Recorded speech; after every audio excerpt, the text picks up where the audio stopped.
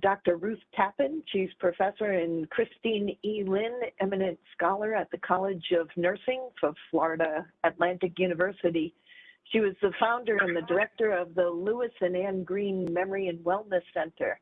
She's been the principal investigator on a number of studies related to management of Alzheimer's and related memory disorders and has won a number of awards for all of that. She recently completed several major studies, which include culture bias in testing expressive ability in dementia. That was funded by the National Institute for Nursing Research in Doctor Nursing Practices. She's focused on caring for a diverse aging population funded by the Division of Nursing, the U.S. Health and Human Services. Among other things, Dr. Tappan is principal investigator of the Involving Nursing Home Residents and Families in Acute Care Transfer Decisions, which is the reason that we asked her to be here today. She's done wonderful work creating the decision guide. And so without further ado, I'd like to turn it over to our friend, Dr. Ruth Tappan. Dr. Tappan, thanks.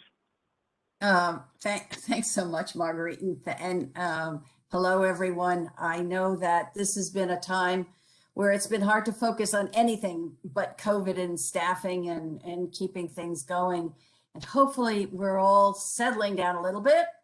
I don't think we have any promises yet, but I know that some nursing home administrators have said, well, yeah, we really haven't been able to put too much time and attention onto issues like rehospitalization, but we know they've gone up, of course, during this difficult time. And so sit back and relax a little bit. We're going to talk about how we got started in this. I was the co-investigator on the Interact federal grant where we tested it across the country. And so that's where my interest and where my background comes from in terms of doing what I'm going to share with you today. And I'm going to kind of talk you through how this was developed so you can see it's really an evidence-based practice and you can see what's happened in the nursing homes that have adopted it. By the way, most of our work has been in the South. And since you were all asked to give the temperature where you are, I don't know whether I should tell you what it is in South Florida, but I guess I will say it is 81 degrees here and actually it feels kind of warm. So let's go to the next slide. This is just the objectives for my presentation. We're going to talk about the purpose and the use of the decision aid or the decision guide, and it's called Go to the Hospital or Stay Here. And we're going to then talk about resident and family reactions to it, how it has worked for the nursing homes that have adopted it within our CMS project, and then to get right down to the nitty gritty of it, talk about steps of implementation of this decision aid. And there'll be reference again, oh, somebody just said it was 35 degrees in Cleveland. Yeah, we will talk about using the guide and how the nursing homes have integrated into their systems. We have a website and a lot of that very practical information is also there, including all of our training materials. Next slide. Okay, development of the decision guide is the first part of what I'm going to talk with you about. And there's a good picture of it. A real resident and a real geriatrician. It's we used photos from our area, and this really is my favorite photo. So I'm going to start with the preliminary work. PCORI supported us to actually develop the guide, as you'll see where it came from. And it didn't come from a group of people sitting around a conference table, everybody say they're an expert and they know what you need, they know what residents want to hear, and that we know what families know. We asked them and we tried very, very hard to listen to them. Next slide. This is the background. You know it as well or better than I do, that avoidable nursing home resident readmissions to acute care generate probably, and this is old data now, generate a cost of 4.3 billion. This is the most quoted figure. However, it's changed and I'm sure it's gone up. very, very costly event in terms of money, in terms of but also in terms of the effect on the resident. So you all know about CMS's value-based purchasing program, and that they first reduced, as a matter of fact, David mentioned it in his presentation, first reduced payments to hospitals with excess readmissions. And hospitals started asking us and started asking the nursing homes to come and talk with them and said, you know, you need to pay attention to this, because we're going to be asking you what your rates are, what your rates of sending people back to us are. And then, do you remember back this far? October 2018 sounds like a century ago now. It's so much has happened between then and now. Nursing homes were penalized the 2% or rewarded, depending on their readmission rates and the changes in them. Next slide. So most of you are probably familiar with the Interact program, and I hope also with some of the other CMS supported programs, especially the Missouri Quality Initiative, and both of them address clinical factors, especially early identification and timely response to changing condition. All along, while we were working on these, family and resident insistence on transfer was really overlooked. I know we overlooked it in Interact, but 14 to 17% of potentially avoidable readmissions have been reported by nursing home staff. This is where those numbers come from. It's your staff reports, to be due to insistence. And my sense in going around and talking with a lot of people from many nursing homes is that as they began to get better and better about early identification and timely response, that the proportion of avoidable readmissions that were due to resident and family insistence was beginning to go up. And that's why they were interested in what we have to offer to address that. Next slide. So we began by interviewing people in 18 nursing homes. We interviewed 96 residents, 75 family members, and 100 providers. Yes, we had a lot of information. And on the next slide, we'll tell you what we did with it. So yes, we did. We really read and we reread those interview results to try to understand what people were telling us and what we heard, and people shared the, you know, what they learned in the interviews of these almost, well, it was about 270 people altogether. We found a lot of misunderstanding about contemporary long-term care. It was at first surprising, because we're all, you know, focused on long-term care. And then we think, well, for the ordinary person out there, why would they pay attention to what's happening in long-term care until they have to know it? And these are many of these misunderstandings are the basis for what we put in our narrative in the guide. And we created an FAQ, which we had no intention of doing, section to address some of the other misunderstandings. They really did not know what today's nursing home can do. They really still thought of it as a place where people are fed and cared for and play bingo. And unless they had experience, most people did not know how much care you can provide.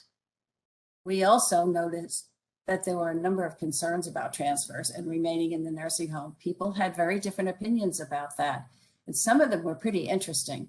Pro staying in the nursing home, probably the strongest statement was, they know me here.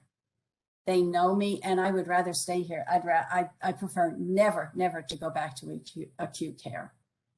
But that was balanced by saying, I know they're shorthanded here. People were very aware of it. Whether they tell us or not, they are very aware that when they put the call line on, they might have to wait a little longer than they did in acute care. Not that acute care doesn't have some staff shortages too, but it was very different. They knew that acute care was high tech. They knew that there were some things that needed to happen there. But for the most part, they had a sense in those nursing homes that where they were well taken care of, that's where they would prefer to stay. And then we had some people give us the kind of response that you just love to hear. Well, the food's better in the hospital than it is here. So, but that was only a few people. Let's look at the next slide. Next slide. Oh, there we go. Okay, so we did write this guide based on all of that. And it took us months because we really were trying to reflect what people were telling us. And those people, we had geriatricians, we had people from social work, nursing. We had a good variety of people around the table. And we did have one get together where we invited the administrators and DONs and social work people and some other staff from the nursing homes that participated. We invited them to come to campus and just have a brainstorming session with us once we had a draft of the first guide. So there's been a lot of input. Okay, so we recruited a new 192 people, residents and family members, and we randomly assigned them to treatment and control. Next slide. Treatment and control is very, very simple here. The comparison group were just people who had the usual care in the nursing home. The treatment group, we gave them the decision guide, briefly discussed it. We did not spend a long time with them. We spent probably 10 to 15 minutes at most, but we did encourage them to read it and to ask staff questions and to discuss it with their provider if they still had questions when they were done looking at it. And I think the reason I'm saying that it was short is because we are not seeing the guide as something that takes a huge amount of your time, but does really pay off in a number of different benefits, as you'll see. Next slide. Okay, so what did we find? You can tell I'm a researcher. I love numbers, and I like to see, you know, what we find when we try things out with the people for whom it was created. So the people in the treatment group, they're the ones who got the guide. They demonstrated greater improvement in knowledge. They really knew a lot more. Remember, there were a lot of misunderstandings. And so we did have true-false tests, which they didn't like a whole lot, but I don't think anybody actually refused to do it. Decisional conflict, there was a significant decrease in decisional conflict in the treatment group also. This last one, I wish it had changed a little, but we had the treatment group did increase in preference to remain in the nursing home from 70% to 81%. And there was no change in the control group. So we did have some effect just by distributing the guide. Remember, when we were doing this first time, the nursing home staff weren't really involved. It was just us coming in and giving the guide to them. There was no follow-up. There was no sense of this becoming part of the everyday operation of a facility yet. This was our first round of testing. So let's look at the next slide. In some ways, I think this was the most useful information. 85% of the people, we at post-test, we asked 73 of them. So we didn't get to everybody to ask them this, but 85% said they found it helpful or very helpful. And now this is the residents. 3 said, no, it was not helpful. And honestly, they really didn't have any reason. I have a feeling they didn't read it. And you'll notice, if you remember the cover, it's very colorful. And I found that that's really good because it catches people's attention. It doesn't get thrown out. If it's sitting on the the overbed table or whatever, it does. We didn't find that they were thrown out, which was good because a lot of things have to be cleared every time people have a meal.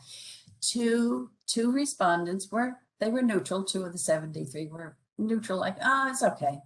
So we asked them to rate it, and we gave them a scale of 1 to 5, being not helpful to very helpful, and our meeting rating score was 4.5.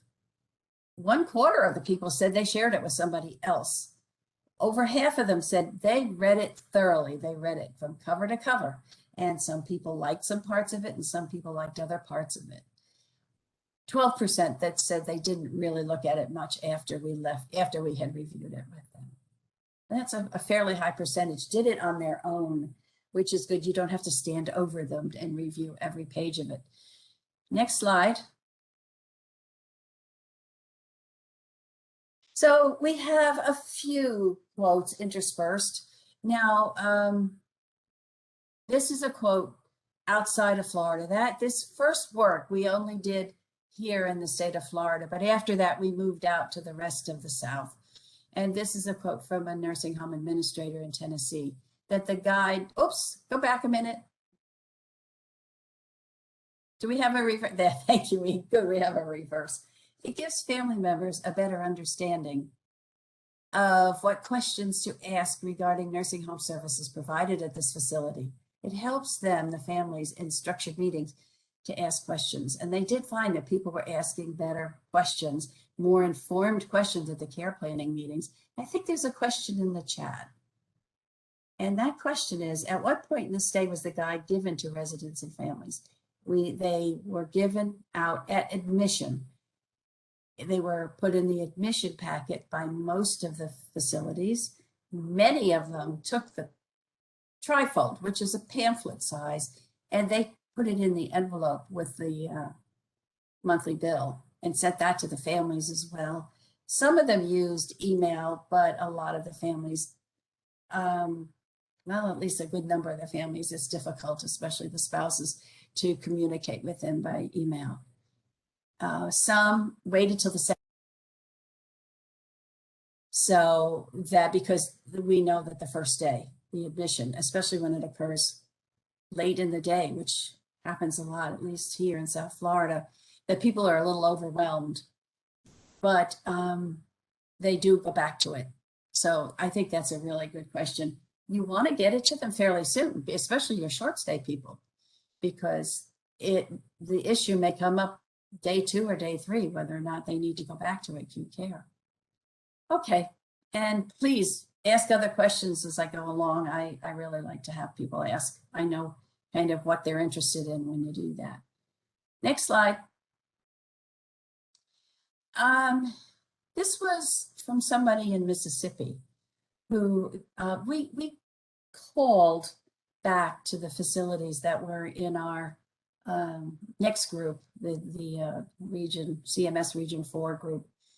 And this administrator was going through something personally at the same time. And so she spent quite a bit of time talking to the team member who called her and said that she actually went back and read the guide because her mother was dying. And she said that it should be offered to all families in nursing homes. It's helpful to explain to families what treatments can be provided in the nursing home. And probably we did not anticipate as much time and as much attention and interest in our piece on end-of-life care. And that's what she's talking about, that her mother died the summer before in a nursing home. And because of the information in the guide, or at least supported by the information in the guide, she was never sent to the ER, and she was never sent back to acute care once they knew she was dying, and the whole family supported that. So we were touched by that, to be honest with you. We were very, I guess we felt like maybe we had, helped in a very personal way for somebody who happened to have that guide because it was being distributed in her facility. So, and of course, that's not really a picture of her mother, but something, she probably looked a bit like that. Next slide. Okay, we have added a few more quotes because I think it's good to hear from people who have had it in their facilities. And in particular, we got way more feedback about end-of-life care discussions than we expected. Helps to set resident family goals for care and discussion of their expectations and the nursing home expectations, such as the quality of care for the resident versus quantity of care. The guide is very colorful, laid out in easy to read facts with resident and family quotes. Yes, we did. We put some quotes in without identifying who it was. So, a lot of our people really like to learn things through conversation. And in a way, this provides conversation in a printed form so they can hear what other people have said. And this is what the nursing homes told us, that having the guide opens the dialogue for residents and families to have discussions around end-of-life care. And they found it very, very useful to begin with the guide. Some of the looks authoritative, and of course it's been reviewed by many of our colleagues and by representatives from all of the 8 states of Region 4. So I guess it does have some of that support, but it's one of these things where people will pick it up and take it to start the conversation. Probably the hardest conversations we have with nursing home residents and their families. Next slide. Okay, so this just covers what I've already said. It was very well received by residents and families. It does fill a gap in your tools for reducing hospital readmissions. And it has the potential to reduce hospital readmissions, which you'll see in part 2, which comes up right now on the next slide. Thanks to CMS and the CMP funds, we had a chance to try out organization-wide implementation. You know, that first part was one by one, a resident, family member, sometimes as a pair. And this time we were working with at the nursing home level, at the facility level. So let me share with you what happened then. Next slide. Okay, in this first year of it, we had 16 nursing homes who agreed to participate. They had been identified by CMS and by our state agency advisors. It was the state agencies who invited them to participate in the study of the organizational-wide effects of using the guide. Next slide. Here they are. I keep saying the 8 states: Alabama, Florida, Georgia, Kentucky, Mississippi, the Carolinas, and Tennessee. Next slide. We visited the 2 nursing homes in each of those facilities to launch the project. We had first an online orientation with everybody, and then we made a visit. It was primarily myself and my colleague. I should really recognize, it's too many people to recognize everybody who contributed, really, from Region 4 CMS, from all the state agency advisors, from the QIOs who supported us. There were a lot of people, 2 that I'll mention because they have stayed with it, at least from this stage on. One is Dr. David Wolf, who is a former nursing home administrator. He owned a nursing home in New Jersey before he came to Florida. And so he had that perspective that he shared. And then Karen Southard, who some of you may have encountered, who works with the Carolinas QIO. So out of that 16 that had been identified, 3 did withdraw. They had a change in top management, and you know what that means. You know what ensues afterward. How important all of you in top management are in a facility. It just can't be overestimated. We had one where we came on a Thursday, and on Friday, their entire top management was removed. And you can imagine there was no facility memory of this project or any other project. Excuse me. There was a 4th facility that really didn't give us complete data, and we finally decided that we just can't count them in our outcomes because we're really not sure what happened there. And so we have 12 pilot facilities who stayed with us through the whole of it and reported their outcomes. Next slide.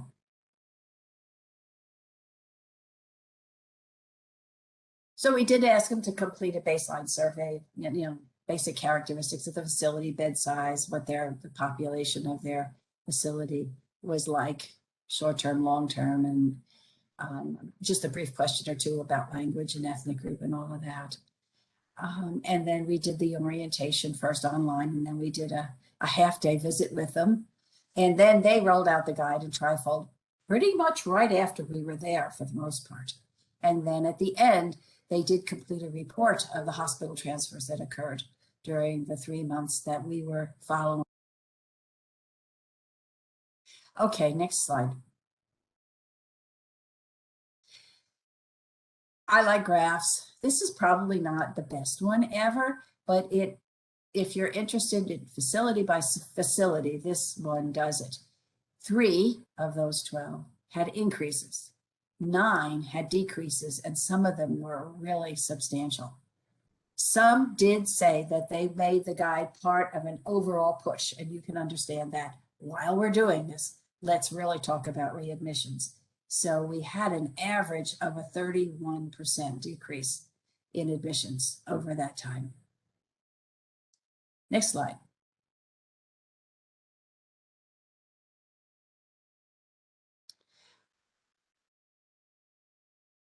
Now, do we have anything in the chat that we should catch up on? I don't think so.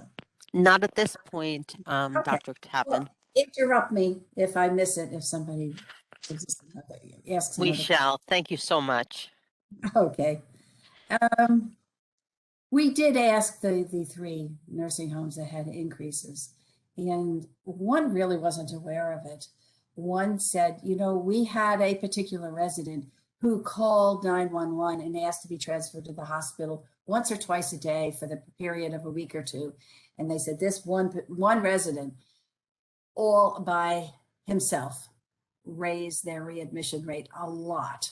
And the other one said their readmission rate is so cyclical that they know they cycle up and down, and they weren't particularly concerned about what happened. So that we really wanted to know what happened to the 3, and that's what we learned from them. Let's go on to the next.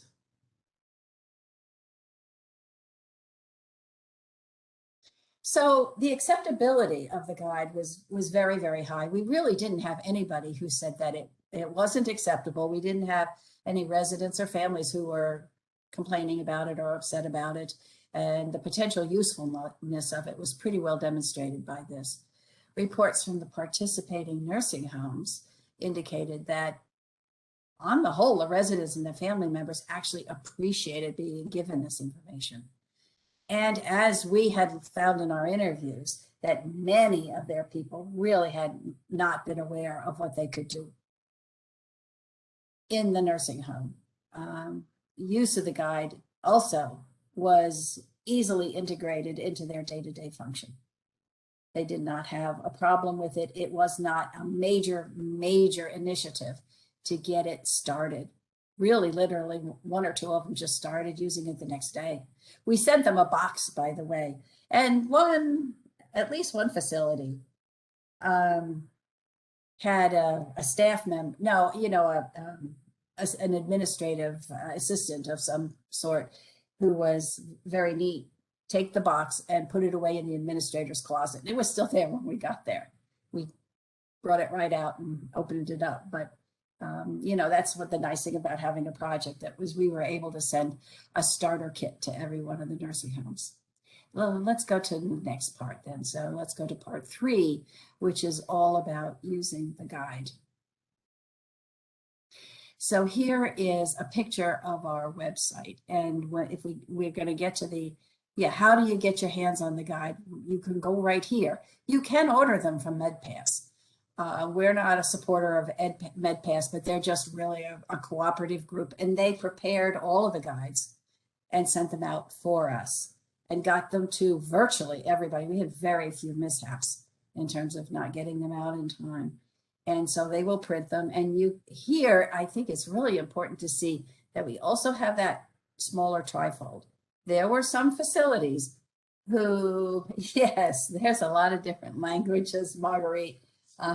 We had some facilities who really wanted, and I think perhaps in some cases felt that the amount of reading was not the reading level, but the amount of reading that the full guide required was maybe more than some of their people wanted to do. And of course, we know when people are ill, reading can feel like like an onerous task.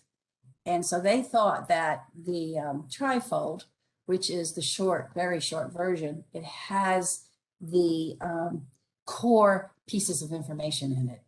You wouldn't believe how hard it was for people who had written the guide to distill it down to that trifold. It was kind of hard to do. Dr. Tappan, I've shared your website link in Thank chat you. for the participants so that they could go right to your Mhm. page for the materials. Thank you. Thank you. And it's decisionguide.org. It is fairly easy, but I appreciate your doing that. The drop-down list at the top, we're always modifying or tweaking one thing or the other. Somehow or another, training materials dropped off of there. In the current guide, if you won't go to decisionguide.org right now, the training material drop-down list isn't there, but it is right here at the bottom of the education and resources. And I think that's really important for all people from facilities to know, because we have a lot of good resources that we used and that a lot of the facilities told us that they used. And I think we can show some in the next couple of slides. So let's look at what's the next one. Okay, this is probably the core idea, and that's the reasons to prefer being treated here, i.e. in the nursing home. And we give people a really, really quick, and I would always encourage facilities, take a look at the list and see if maybe there's something there that you are not offering, so that you can correct that when you give it to people. And on the other hand, there may be some things that you're doing that don't make the list because the list is generic. And you can see in that blue panel on the side that we put quotes. We put quotes from residents, from families, and from providers, quotes that kind of matched up with the material. Like I said, I know a lot of people really like to have a sense of, what do other people think? Where do I fit in? And, do I have the same questions as other people do? And of course they could learn that in a group, but you can't be pulling everybody together. And if you have a lot of short-term people, they come and go pretty quickly. So this was our way of doing that. And this is in the third page of the guide. It also gives you an idea of what the guide looks like inside. So let's look at the next slide then. Yes. And do not ask me to read Chinese. I had asked a colleague who's from Taiwan to check after this was translated, to make sure that it was translated correctly, because I couldn't even begin to understand it. I mean, we have many languages. I looked up the number of languages spoken in this country once, and it's like several hundred. It's really amazing. But for each of your areas, you will probably have one or two languages that you're going to emphasize. In most of the South, it was English, which is in the middle. In South Florida, we have some facilities where 90% or more of their residents speak only Spanish. So of course, we have it translated into Espanol. And this one on the right is Tagalog. There are places in this country where we have a very high Filipino population. So we did that. And we also have it in Haitian Creole, in French, and as I said, in Spanish. Next slide. With all the same pictures, as you can see. This is kind of small to see, but it gives one little photo from each of our training videos. And Adrienne Mims, some of you may know her, is over there. And there's a little piece that I did. However, I think you're going to much, much more enjoy. I think Adrienne does a nice introduction. If you think people really need basic information, she did it beautifully. She wrote her own script. And I could see why when I heard her do it. And then we have some people, they're not real nursing home residents, but they're real nursing home scenarios. And we did do most of our recording in a local nursing home that gave us the free run of their, well, they may have regretted it, but we were there for a day. And I think we provided some entertainment for the residents that were able to get up and wheel down the hall and see what was going on. So we have, a family where there's a daughter and her mother. We have in the middle at the bottom, somebody who is, facing end of life, and you can't see it there, but she's got the most adorable dog on her bed called Buddy. And then we have the lower left-hand corner where we have an aide and a resident who is, I think I'll just use the word feisty. You really ought to look at that one. It's too bad that we can't click on these because she is so interesting, and she wants nothing to do with this particular aide, because the aide is really not. This is a sort of a don't do it this way, and then we show a better way to communicate with this resident. And at the end of the don't do it this way, the resident reaches into the pocket of this very fluffy bathrobe, pulls out her cell phone and calls 911 because she's so angry. So if you have some people you think you might have a communication problem with, you might like that. Every facility we work with made different choices in terms of these training videos. Next, I don't think we have the rest. Okay, these are the cases. I will tell you that there's another set of videos that's under the for families and residents, and there is one for people who can't see or can't watch a video. It's really primarily for people with visual problems that we do the guide live, and we actually have people doing different portions of it. It's a little long. It's about 40 minutes. I mean, you can also get an electronic version and put it on a tablet. For most facilities so far, they haven't done that. We keep expecting to hear that they're going to start to do that, but okay, they haven't so far. These are good case studies. We look at the top one, C. difficile, which is such a problem, but others, including some, advanced directives, advanced dementia. And some facilities actually said, we have instances here where we didn't intervene like we can now with the guide. And so they wrote their own case studies. So you can do that too. Let's look at the next slide.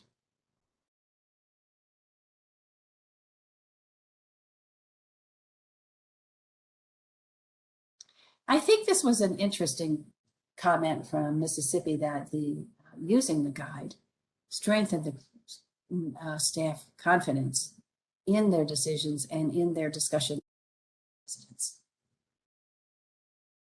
And I think that's a good point from this nursing home administrator. Next slide. Okay, this is what my colleagues helped put together with me. They said, and we did learn an awful lot from the facilities that were part of this first group, this first 16, that you can educate your staff about this in a 30-minute session. Go back a minute. Can you reverse? Yeah. First, introduce how your facility is working on trying to prevent avoidable transfers to the hospital. And then review the guide. Many facilities, and more, when in our second phase, we did workshops across the 8 states. And so we got to talk to a lot more people. They said their teaching tool was the guide. They said, oh, this is very easy. I take the guide and I show it to them. I go through it with them, and I don't need all the rest. Others said, we have people who said, well, I really hate public speaking, so I like your videos. I use your videos to show to my group. Then review some recent transfers that could have been prevented. You could use one of our training videos, or you could use one of your own cases. And then engage people in conversation by using one of the case studies. And that's your choice, knowing you know better than we do what issues are paramount in your facility. Okay, let's look at the next slide. Pre-admission, some have actually asked hospitals to distribute the pamphlet ahead of time before they come to the facility. On admission, during discussions about the care that people are receiving, this is when most people most facilities gave the new resident the guidebook, and the pamphlet was sent out with the bill. I don't know by how many we started telling them they could, but most of them figured that out for themselves. Family care plan meetings. This was a very, very important time to review the goals and to refer back to the guide. And most of the people we talked to said that this is where they followed up.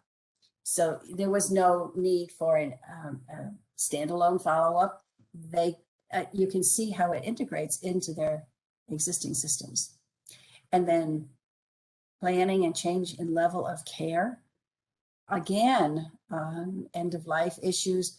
We found that, the majority of our people, and we had people of all educational levels, but we had plenty of people with high levels of education, but they didn't know the difference between palliative and hospice care.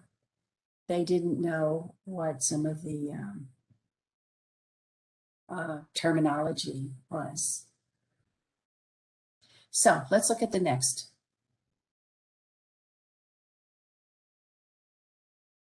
Okay, this is a nursing home where and several places had binders for their residents, and they put copies of the brochures. That usually that's what people call the pamphlet, the trifold, and they're taken out of the binders, so people are reading them. That's how the nursing homes judged whether or not this was good, by how people responded and whether they got complaints about it and how it was used. They really looked at what was happening with it. And for the most part, they were pretty positive about it. There's a lot of information in that binder, as you can imagine, but this one does catch people's attention. Next slide.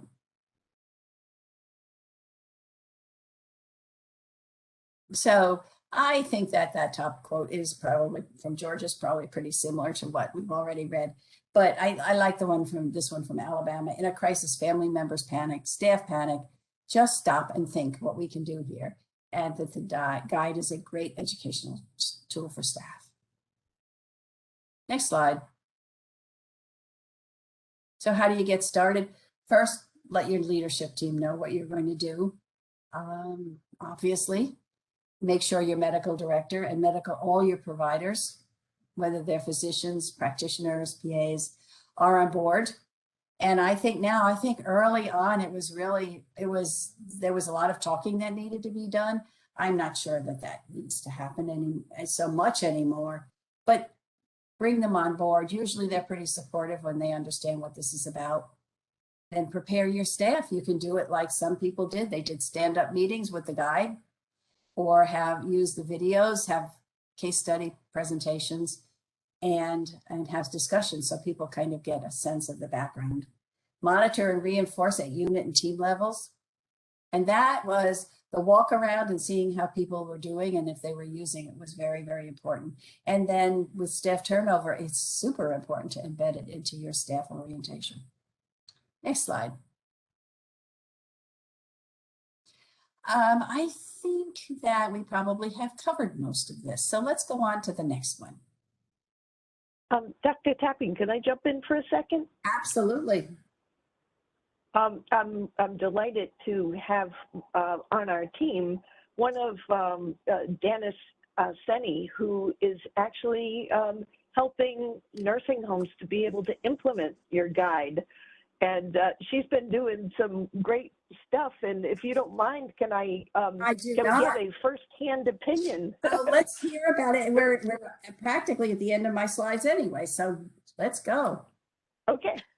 Dennis, you there? Jump on in. Yeah, no. Through, we've been able to help some of the homes develop some PDSAs and develop some pre and post tests so that they have the full range and complement of tools in order to implement the guide. The homes are handing out and sharing the guide at admission and care conferences. It helps to initiate those discussions, those difficult discussions. And as Dr. Tappan said, it makes the staff and the residents and families aware of what interventions are possible in the nursing homes and makes the staff more confident in the care they can provide rather than those ED visits and Mhm. re-hospitalizations.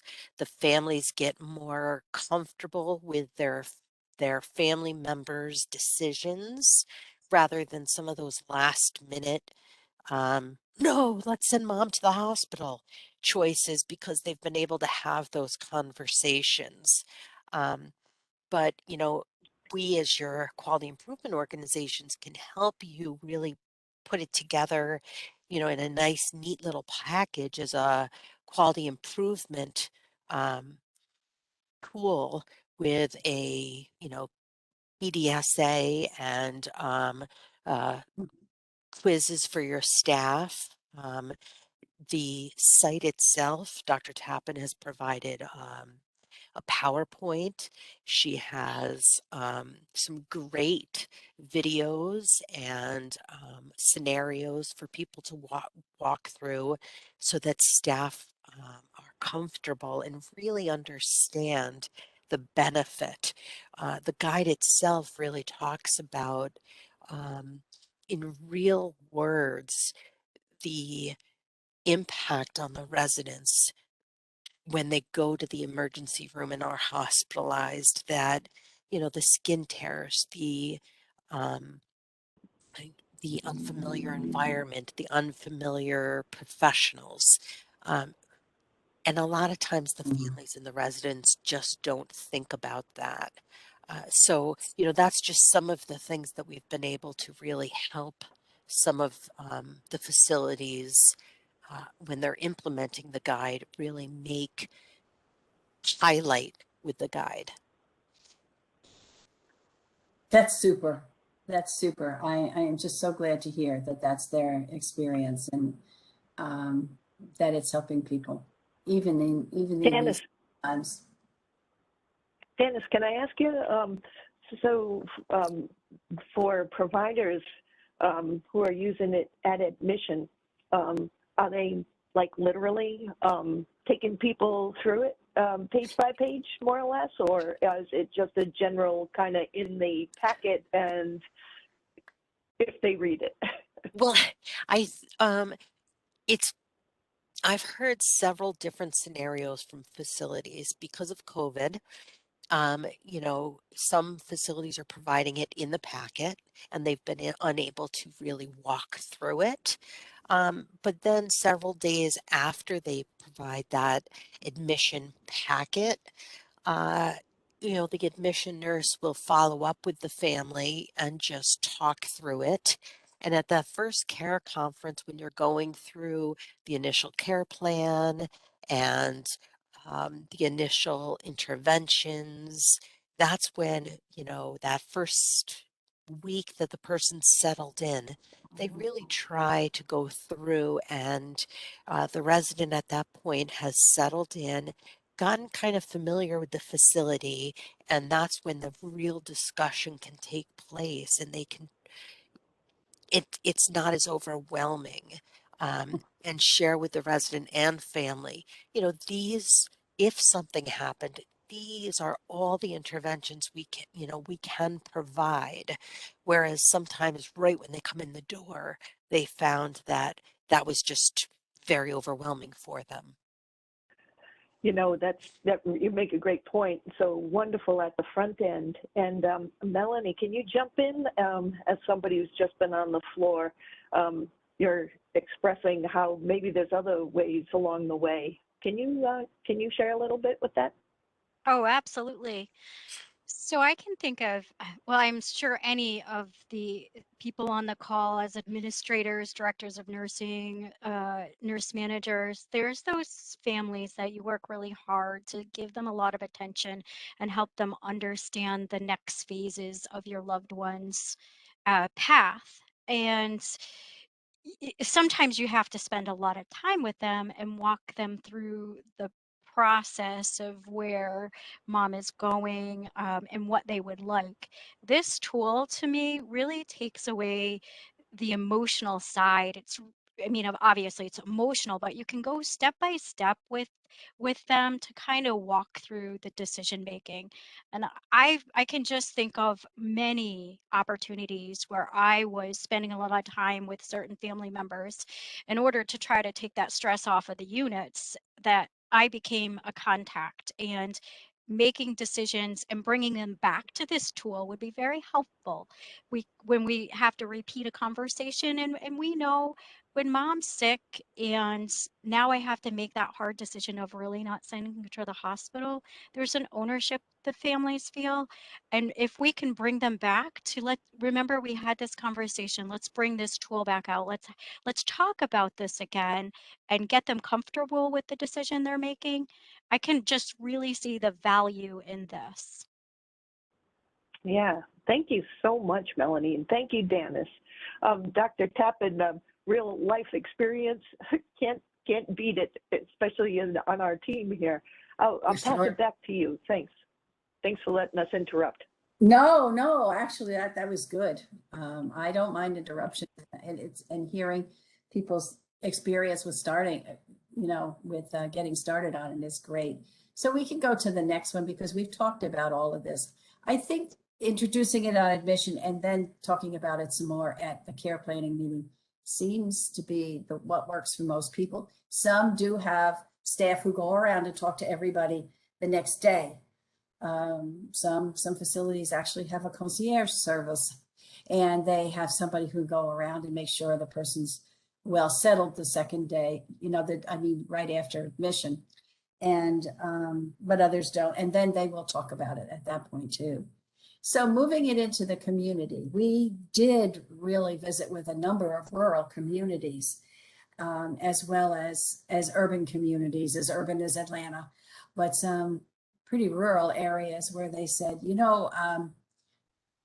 to really touch the families have so much difficulty. Like I don't know whether it was Melanie or Denise said, it's very, very emotional. And to introduce some of these ideas, especially about end-of-life care and about letting the person stay in the nursing home through all of that. They said they introduced it in local churches. It makes a real difference in those communities, and families will say, she did everything, or he did everything for me all her life, and now I want to do everything possible for her. And that's their reason behind it. They don't want to leave any stone unturned that might help their parent or their spouse. And I think that it does take this kind of conversation to help them see that they're doing what this person would choose if they were able to make the choice for themselves. So I think there's only one more slide. Let's look at it. Yes, and in many cases, they did talk to the case managers at the local hospitals. They did have workshops to reinforce the information and provided networking between nursing home and hospital personnel. And some places created a slogan. And you know what? I'm looking at that and I cannot remember a single one of them. How do you like that? But some of them were pretty clever and they fit so well in their communities. So don't ask me what they were because I don't remember, because some of them were pretty good though. They just fit their place. But we, understand we were visiting with nursing homes in the mountains of Kentucky or way out in Alabama. We were kind of in the city in Alabama. So we were in many different settings when we visited the nursing homes. And then the second phase, which it repeats a lot of what this is. We also then did workshops, 2 or 3 in each of those 8 states in the South. That's great. Wow, a lot of work, Dr. Tappan, and loved your research and love the passion that you bring to this. Let me ask you, is there a concerted effort to get the decision guide into hospitals? Or is that our job, the QIO? I would love to say that's your job. I think the hospitals, probably like all of our long-term care facilities, have been so distracted. But I think as we get to the new normal, if it's not post-COVID, it's living with COVID, that we're going to have to be turning back to this, because we know the numbers on rehospitalizations and a lot of other quality indicators have gone, they haven't gone in the right direction over this difficult time. Let's go to the next slide, because that does have the website address again. Yeah, that decisionguide.org. Yeah. There is a document in there that we put together. It's called Best Practices for Implementing the Guide. That is like thumbnail sketch of everything we've been talking about. It goes through examples of what some facilities have done, some things like your QIO people have discussed, and it's all there on two pages. So it's a great summary that might help. Wow. Well, that's greatly appreciated. And I know Dennis and Melanie are hard at it, popping all kinds of resources into the chat. We've seen the training, and thanks, Kelly, for popping that in as well. I'm just curious, is there anybody on the call, any participants who are using currently the decision guide, actually have it up and running? Just checking in. So I'm watching the chat just to see if anybody is using that. And let's just, while we have Dr. Tappan here with us, any last questions, anything people would like to know about implementation, about who the best people are to use it? I'm seeing that Carol Ann Hull is excited to share with her team. So thank you, Carol, for that. Once again, just love, we at IPRO, we just love bringing best practices and great tools together so people can use them. I like the idea of presenting at our quarterly care conference. Beautiful. Yeah. This is great. Well, Dr. Tappan, another fan. Thank you, Marguerite. And if anybody has questions, my email address is right there on that last slide. We're always happy to talk to people and answer their questions. Terrific. Well, listen, Dr. Tappan, it's always great to see you again. Keep collecting all those awards for all your great work. We look forward to whatever you're making next, because we'll be glad to put it into use. So thank you so much, and we look forward to seeing you again soon. Appreciate that. It's a pleasure. Thank you for inviting me. All right. Bye-bye now.